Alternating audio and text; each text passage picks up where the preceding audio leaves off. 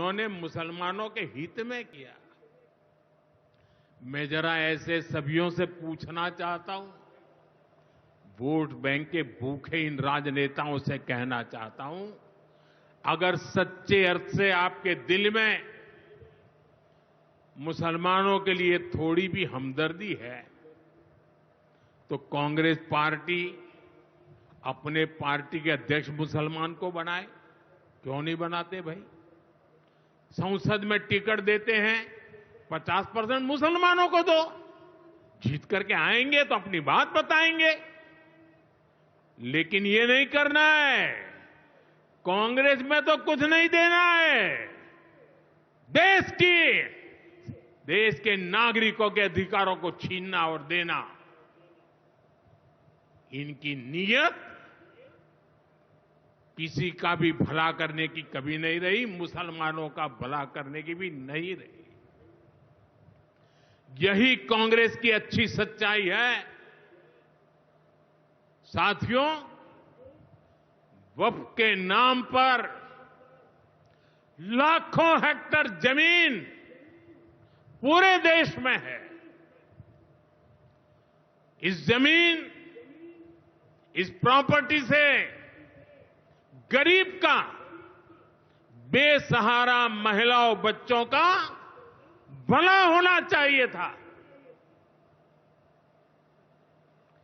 और आज ईमानदारी से उसका उपयोग हुआ होता तो मेरे मुसलमान नौजवानों को साइकिल के पंक्चर बना करके जिंदगी नहीं गुजारनी पड़ती। लेकिन इससे मुट्ठी भर भू माफिया का कोई भला हुआ। पसमानदा मुस्लिम इस समाज को कोई फायदा नहीं हुआ। और ये भूमाफिया किसकी जमीन लूट रहे थे?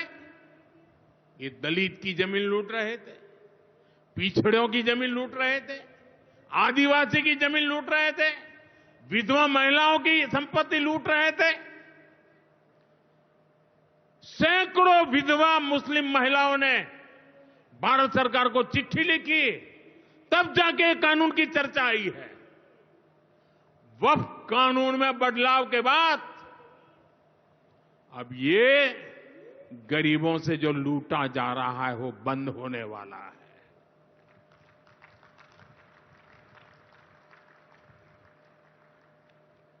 और सबसे बड़ी बात, हमने एक बहुत बड़ा जिम्मेदारीपूर्ण महत्वपूर्ण काम किया है। हमने इस वक्फ कानून में एक और प्रावधान किया है। अब नए कानून के तहत, वक्फ के कानून के तहत, किसी भी आदिवासी की जमीन को हिंदुस्तान के किसी भी कोने में,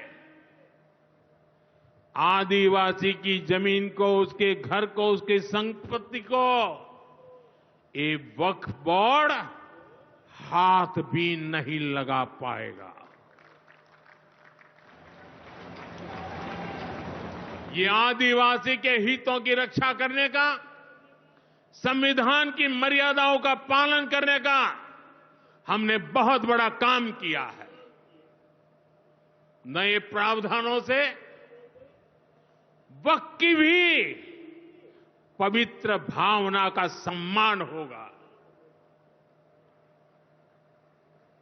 मुस्लिम समाज के गरीब और पसमानदा परिवारों, मुस्लिम महिलाओं, खास करके मुस्लिम विधवाओं को, मुस्लिम बच्चों को उनका हक भी मिलेगा और भविष्य में उनका हक सुरक्षित रहेगा। और यही तो बाबा साहब आंबेडकर ने संविधान के स्पिरिट में हमें काम दिया हुआ है। यही असल स्पिरिट है, यही असली सामाजिक न्याय है।